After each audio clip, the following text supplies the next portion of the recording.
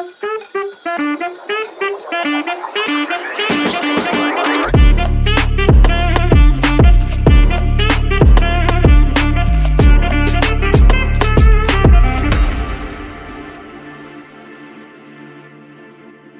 everyone. Hello, Philippines. Hello, Cagayan de Oro. I'm here again, Nisa, your podcast manager, a podcast VA, and I'm the host of Adulting with Faith and live right now in Cagayan de Oro. So, ang init ng panahon dito actually. So, grabe Yeah. yung intense ng heat. So, I hope everyone is just doing good.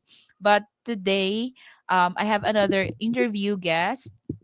She's from Makati, and she's also a Christian in a virtual assistant, a general virtual assistant working for almost 3 years now in the freelancing world.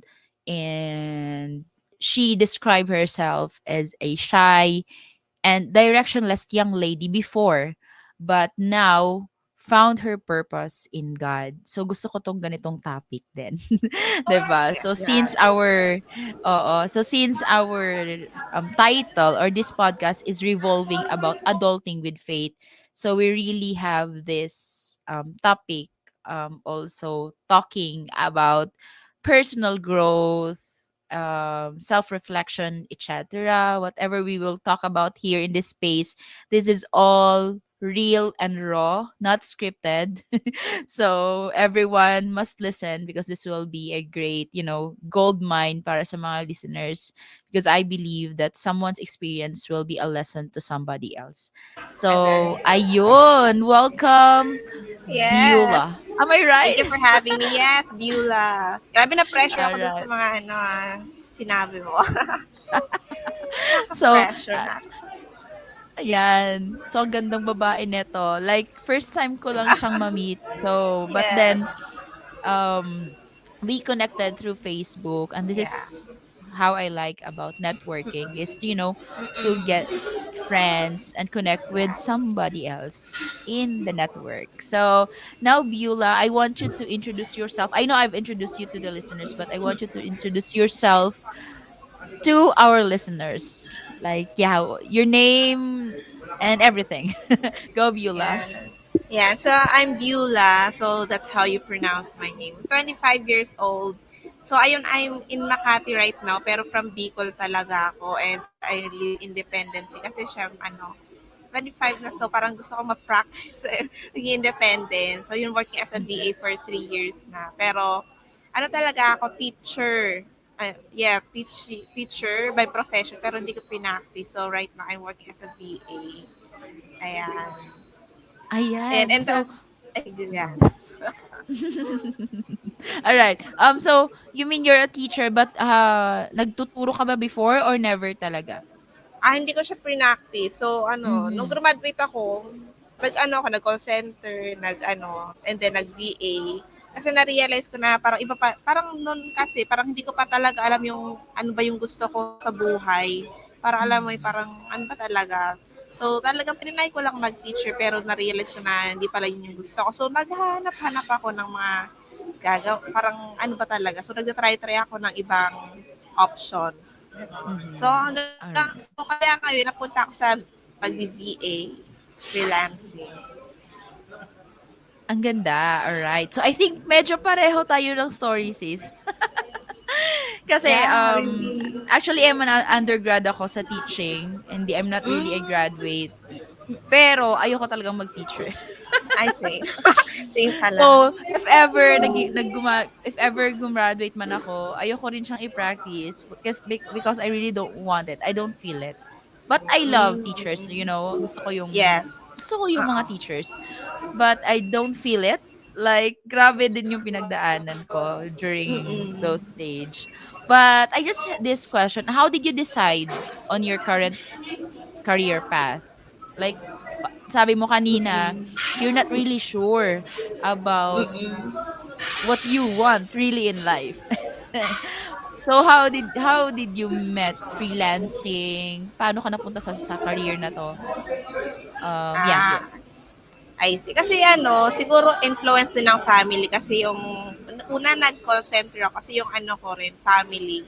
yung brother, yung father ko, nag-call center din sila before. Tapos Mm. ngayon nag-VA na rin. So parang kung ano yung tinatry, parang tinatry ko rin. Nang ginagaya-gaya ko kasi hindi ko talaga alam kung ano ba talaga yung gusto ko. So parang influence nila. Ayun. Hmm. Alright, so parang nag-try ka lang din. Yeah. Try lang dun sa path na andun sila. But do you Mm-mm. think you did the right choice? Um, I think naman I did the right choice kasi sa naging journey ko, marami akong Mhm. ano, naging lesson sa buhay. And I know naman for sure na, kahit hindi ako naging intentional sa decisions ko. I know naman na may purpose. Bakit naman naging ganon yung decision ko? Kasi marami talaga akong natutunan. Nag, nag-grow din ako along the journey. Like yung sa pag-VA, diba? Eh, nung naghahanap ako ng VA job, ang hirap. So, yung first client ko, nakuha ko siya after 1 year ng paghahanap ng work. So, alam mo yun, yung sa process, talagang doon ako nag-grow kasi basta tuto ko magtiwala kay Lord, talagang isik si Lord, Lord, para sa akin ba talaga to? So, mas naging doon sa journey na yon ng waiting, doon ko mas nakilala si Lord. So, I know for sure my purpose sa kung bakit ganon, inalaw din ni Lord mangyari. Yan, naging ganon yung decisions ko.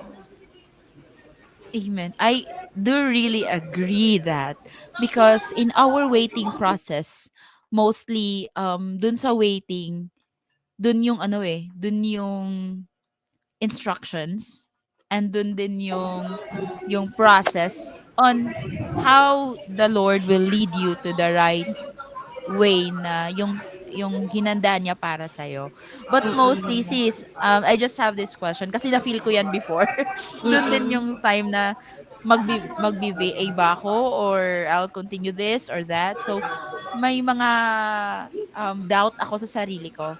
So can you share with me your lessons within the process? Yung nandun ka sa waiting period mo and you're Mm-mm. asking the Lord na, Lord, eto na ba talaga? Or ano ba, bitawan ko na ba to? Mm-mm. I believe kasi na-try ko yan. So, I want to hear from you. How did you overcome those frustrations?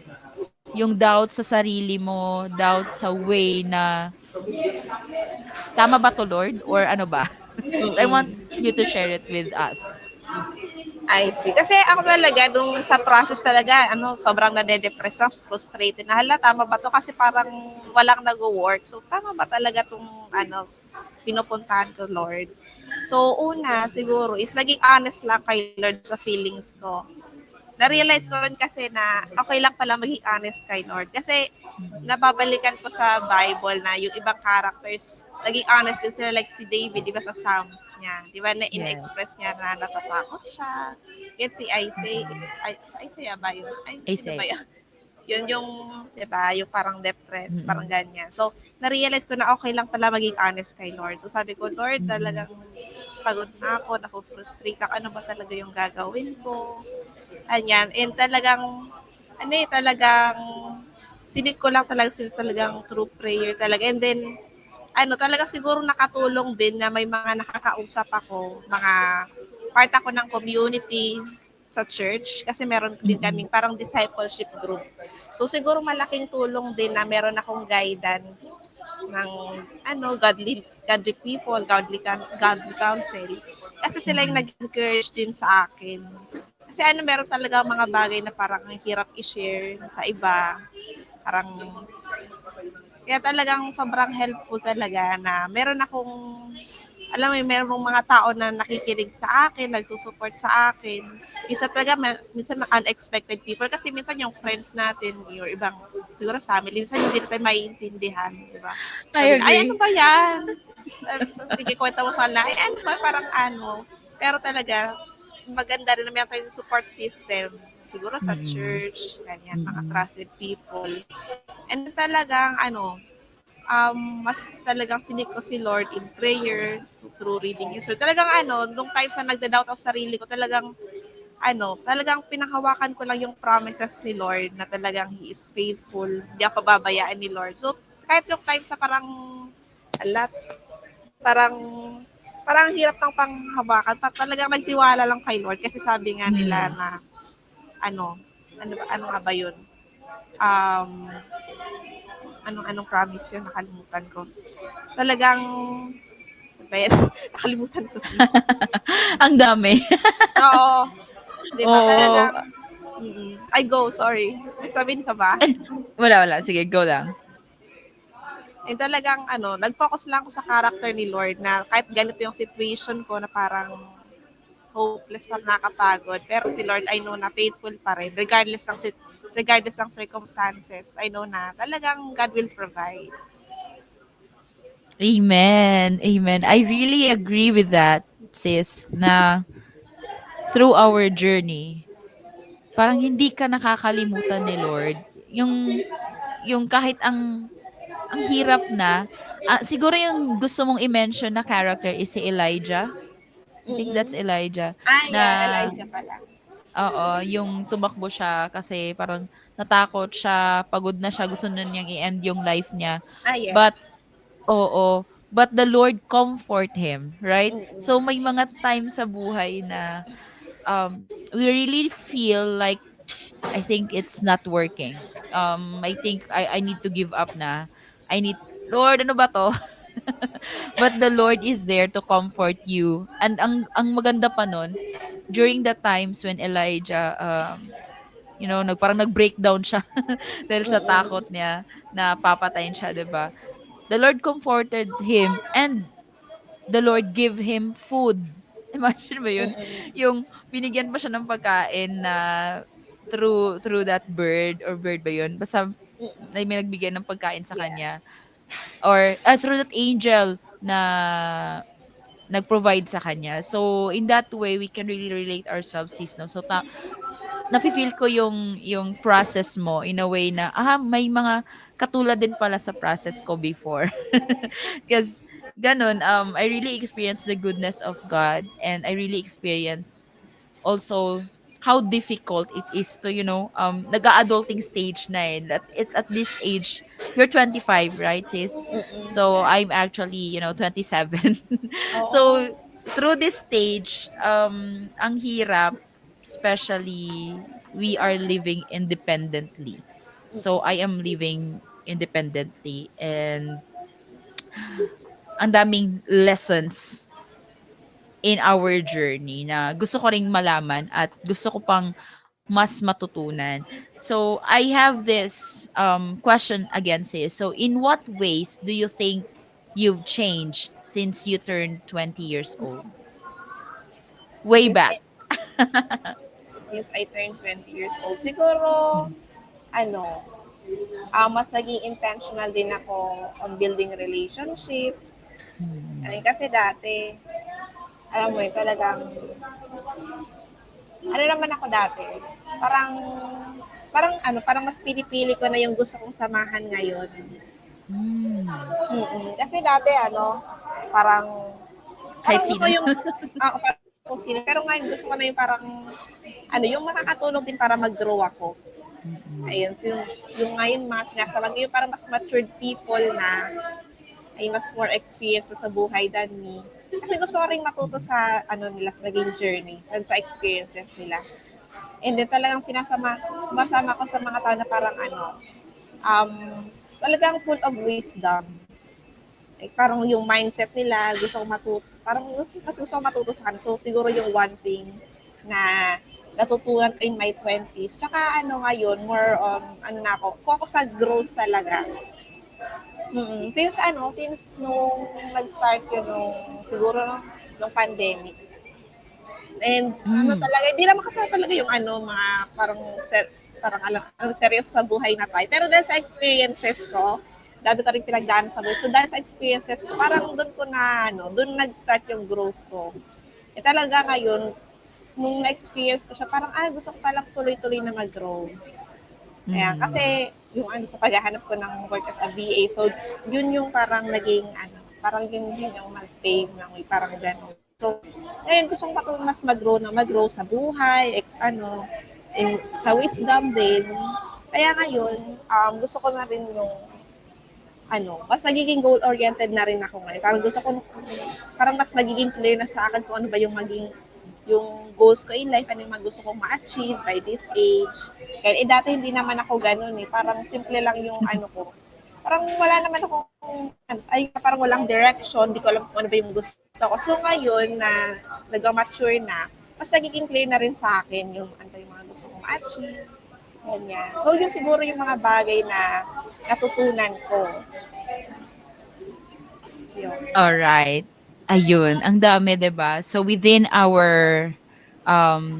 this stage, we are still in the process, but at the same time, sis, you are also learning. We are also learning from other people ahead from us. Yung mga sinasabi Yeah. mong matured people na gusto mong samahan, they really have big impact.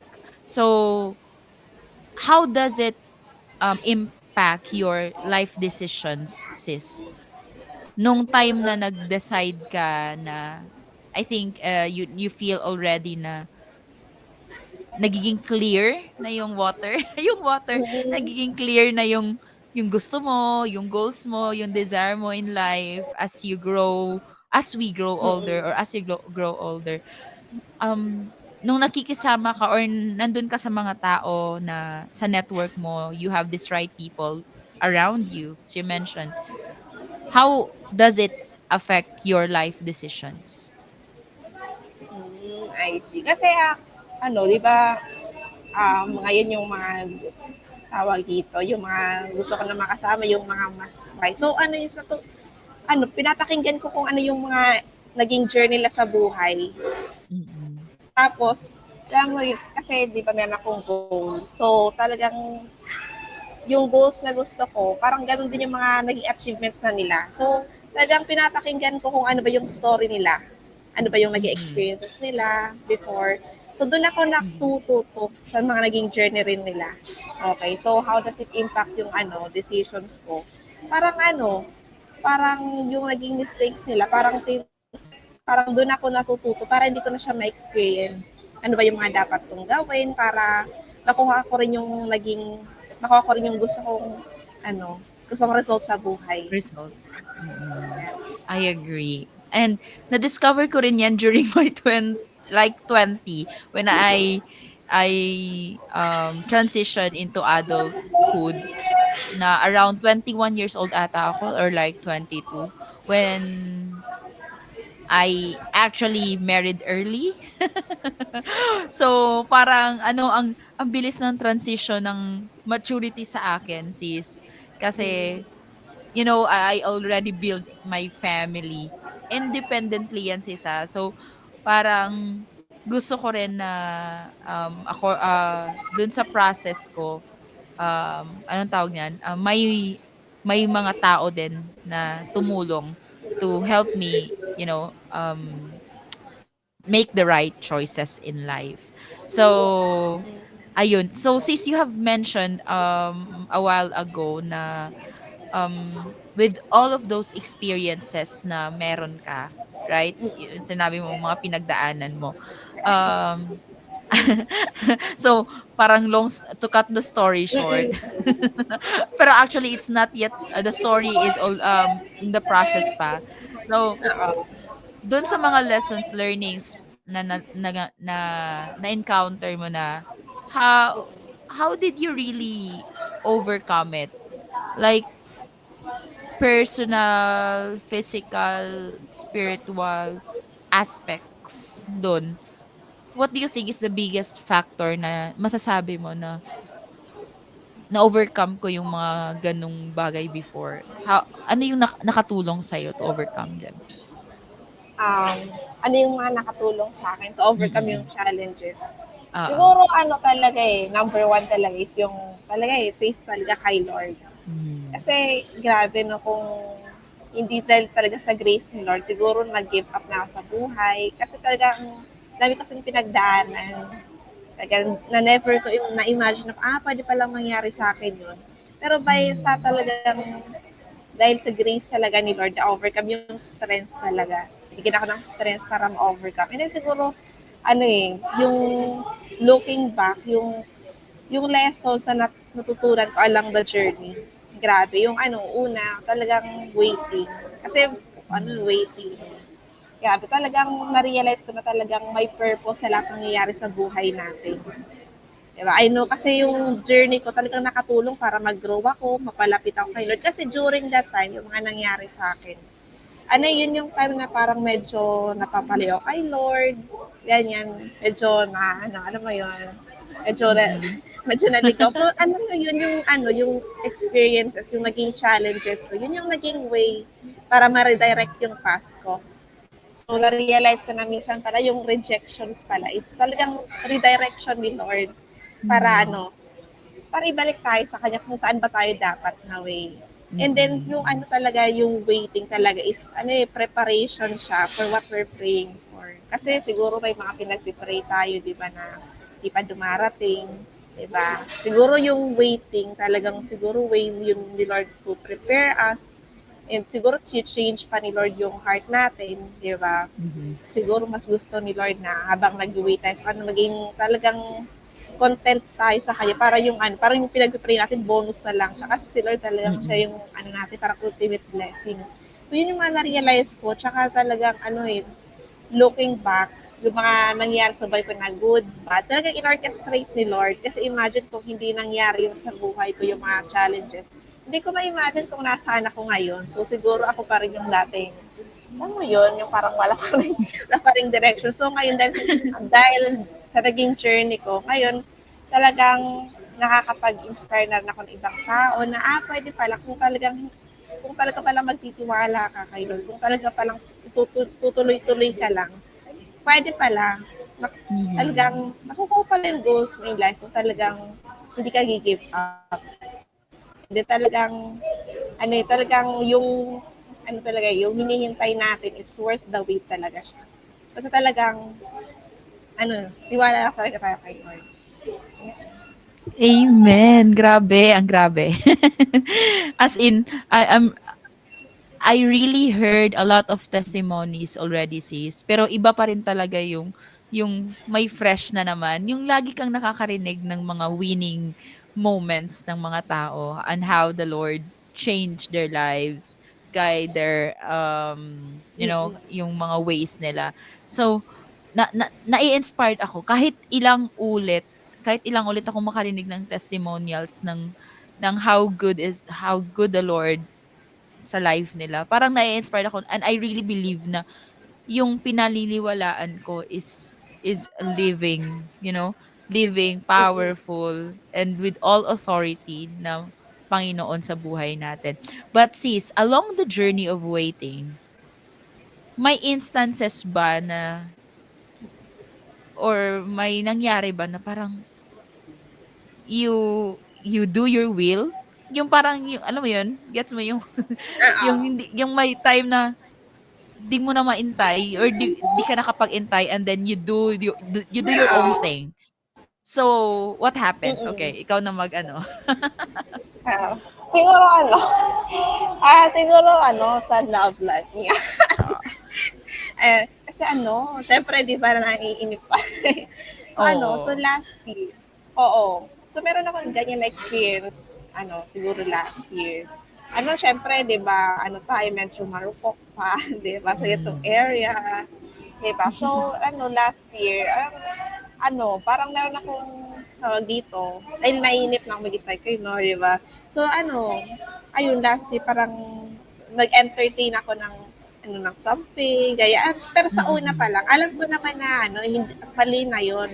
Very clear na sa akin na, hindi ito yung winner. Pero alam mo, in-entertain ko pa rin. Hanggang sa, Oo. syempre, parang na-develop na yung feelings. Diba? Sa una pa lang clear na sa akin, alam ko na no talaga eh. Pero talagang, Mm. nandun na ako sa situation, so parang hindi ko na alam paano aalis. Kasi alam ko maling-mali na talaga to. So talagang, Mm. sa heart ko walang peace. Wala talagang peace sa heart ko kasi alam ko pa lang, una, hindi talaga tama. So wala talagang peace sa heart ko. Sabi Mm. ko, Lord, paano ba ako aalis sa ganitong situation? So talagang nag-pray talaga ako, pero ang galing lang kasi talaga nung tiniwala ko yun kay Lord, talaga nakita ko talaga si Lord na nag-move kasi tinanggal niya yung relationship, Diba, sobrang painful talaga siya yung journey. Kasi although syempre painful pa rin siya. Pero nakaka-amaze lang kasi talagang hinil ni Lord yung heart and talagang nag-provide si Lord ng way out. Kasi hindi ko talaga alam paano ba 'to. So, talagang nag-pray din ako ng direction kay Lord. Lord, talagang siniwala ko yun kasi grabe, I know talagang mali. Pero talagang nakaka-amaze lang mag-move si Lord. Di ba? Kasi talagang tinanggal niya, ni-redirect niya yung path ko. So ngayon naman, talagang mas mag-grow din ako on this area. Talagang sinisik ko rin yung guidance. So ngayon, since nung experience na yun, mas naging intentional na ako na mag-seek din ng guidance sa Mm. disciple sa mga discipleship group, Leaders. humingi ako ng advice sa Mm. kanila. Kasi dati hindi ako nagpapagay dati. So talagang nagpaano rin ako. Mm. Parang hindi ako accountable before sa decision ko. So talagang nag-ano lang ako on my own. Mhm. Diba? Pero talagang faithfulness din talaga nila. Di-redirect din yung path ko. So ayun ngayon talagang um, growing pa rin on this area. Pero talaga nakakawisa talaga pag sila yung nag-move, pag inalaw natin siya. Kasi um, pwede ko namang hindi. Pero alam mo, yun yung grace talaga nun, binigyan ng wisdom. Mm. Alright. Kasi I agree. May mga times sa waiting period na hindi ka makapag-antay, ginawa mo yung alam mo namang mali, pero gagawin mo pa rin because still yung nandun yung flesh, 'di ba? May desire pa rin yung flesh na tapos sasabihan ka na, ayan, okay lang yan. Pero actually, alam mo sa spirit deep inside of you na mali.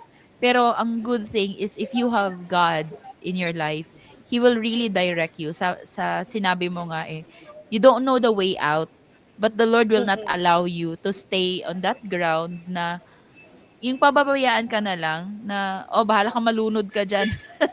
Bahala ka, choice mo 'yan." Hindi tao si Lord na yung tawag niyan, hindi siya judgmental.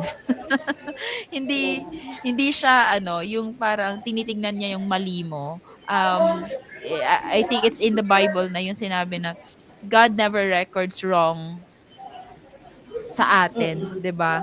But as long as you seek him, you call upon his name, you will be saved. So, yung save na sinasabi doon is save from everything, you know? Dun sa time na yun, Bella, is you are seeking God, but you don't know the way out. But the God knows your way out. And he is the one who, yung parang hinaf niya yung dagat for you to cross. For you to cross the the Red Sea. 'Di ba? The Red Sea is the problem. The Red Sea is your yung situation mo na dapat mong i-overcome. So I'm really grateful na you have overcome that and now you are learning a lot, Yes, and let's grow. I really think and I really believe na with those learnings and with those experiences, you will inspire a lot more teenagers, a lot more people na yung pasunod pa sa atin, no? Na especially dun sa discipleships na nangyayari dun sa church niyo. I believe may mga tao na bago lang, ganun. So your experience can be a great testimony dun sa kanila. And in this recording we have right now. So this is my aim also na people or those na papapunta pa lang sa adulting stage is, can learn more wisdom from us, from you, from more people na encounter na yung mga challenges in life. So sabi mo nga is um you learn from those people around you, or mas nag-matured ka when you let your network, you choose intentionally who are those Yes. people na nung nakakapaligid na sa'yo. So, ayun. We're almost on time, but I really love talking with you. So, I want Yay. you to, ano yung words of encouragement, Buwela, na gusto mong iparating sa mga listeners natin sa topic natin. I know this topic is broad, but mostly yung natutunan ko is the waiting stage. decisions, making intentional relationship. So, ano yung gusto mong ipahiwatig sa ating mga listeners as a words of wisdom before we end? Siguro, talagang siguro yung kung mga nakapakinig siguro baka mga teenager, di ba? So siguro, Mm. talagang mas maging intentional din tayo sa natin, relationships, di ba? Ayan, talaga kailangan talaga natin ng mga tao na magiging magandang influence sa atin. Kasi, minsan tayo, di ba, parang, paano ba? Sorry. Di ba? So, ayun talagang talaga magpag-guide talaga tayo.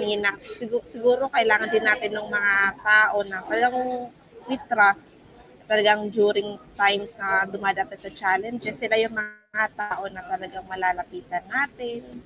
And Mhm. talagang it's okay talaga na sa buhay we fail. Kasi sa buhay talagang hindi naman maiiwasan na talagang dadaan tayo sa mga situations na parang feeling natin, defeated Mhm. na tayo. So it's okay kasi talagang part talaga siya ng yung challenges talaga part siya ng buhay. Sabi nga nila part siya Mhm. ng success, yung challenges. Pero during those times na talagang feeling natin parang, ah, parang, parang against to. Ano ba? Parang Against all during odds. yes, 'di ba? During those times na parang, "Hala, ano ba 'tong nangyari sa buhay ko?" Talagang ano, um, seek natin talaga si Lord. Ayan. Talagang, um, it's okay to fail. Pero during those times na talagang nadadapa tayo, talagang yung babangon tayo. And then, with the help din ng mga tao na we trust, and then, um, talaga sa buhay talaga minsan 'di ba hindi natin parang feeling natin wala tayong direction. Pero it's okay talaga na mas kilalanin din natin yung sarili natin. 'Di ba? Kasi sa Mhm. journey talagang doon natin mas maiintindihan yung buhay kasi siguro 'di ba? Hindi pa natin alam yung gagawin, 'di ba? Parang kagaya ko ganun before, parang parang hindi ko alam yung ano ba yung gagawin ko sa buhay. Pero Mhm. talagang dahil sa um, ano ba, mental block. Ayun. Talagang, no, during those times na talaga na parang hindi ko alam yung gagawin, talagang Mhm. siguro, rin tayo, di ba, parang, um, hingi ng advice, ganyan. And, Mhm. ayun, talagang keep going lang talaga sa way kasi talaga there will be challenges. Pero pag ano, when you look back, pag nakita mo na na-overcome mo pala yung mga pinagdaanan mo, talagang, alam mo yun, yung your younger self will be so proud of you. Na na-overcome man, Mhm. kinaya mo. Diba? Kahit ang bigat, pero na-overcome mo. Talagang, I know for sure talagang maraming tao rin yung naghihintay na marinig yung story mo. Diba? Paano ba na-overcome yung mga pinagdaanan mo before. So talagang keep going lang. Talagang many people are rooting for you. Ayan, that's awesome. I really love it. I really love how you anong tawag nun? Paano natin napag-usapan yung challenges, overcoming challenges, life's decisions, whatever, waiting period, and everything in just 30 minutes. So, thank you so much, Bella. And I hope sa mga listeners natin na maging lesson or maging makuhanan natin ng lesson yung mga topic or yung discussions today, especially doon sa mga teenagers or sa mga, papunta pa lang sa adulting stage na it's not really too late, to seek God. It's not late to let the Lord, guide you and seek the right people, ganun. So, yan. I want everyone to feel inspired and keep going, sabi nga ni Buela. So, ayun. Thank you so much, everyone. And I hope you learned something today. So, I'm really thankful sa you, Buela, for giving me this chance to interview you Yes, in naman. Adulting with Faith. So that is Ah, really adulting topic, na I think everyone can relate, and a lot of people can really get gold mine or nuggets from your experience and your knowledge. So thank you so much for that. And I hope yeah, we can have a next call yeah, maybe ako soon. rin. So yeah, we can schedule that one again. So thank you so much, and thank you everyone. See you again on our next episode.